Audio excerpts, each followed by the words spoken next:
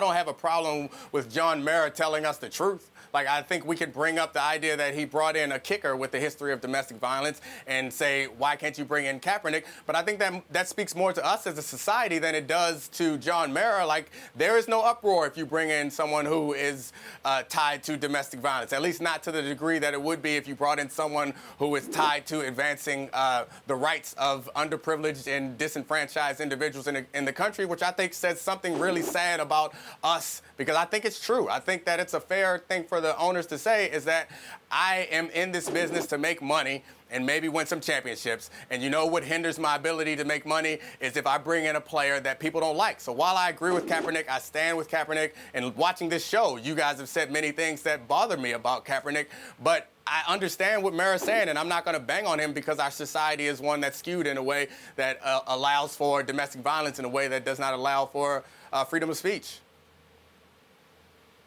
I'm not okay with it. I admire the Mara family as, one of the original old school, Northeast football franchise owners, where they bring back the old players. You don't hear old players really badmouth them very much. Seems to be a good work environment. People admire the franchise, and I'm a Giants fan.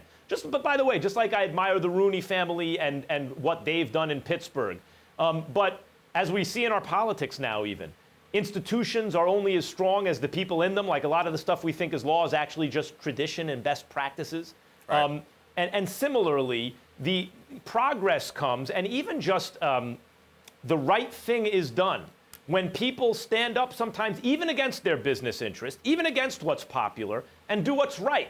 And in this case, it's not like Branch Rickey breaking the color barrier with Jackie Robinson, which was also the right thing. And everyone else is saying, well, some of the people who didn't want to be seen as racist, well, we would, but the fans aren't ready for it, and all this kind of nonsense. And in this case, it's nothing that revolutionary or drastic. Kaepernick didn't endanger anyone or threaten anybody or espouse some criminal position.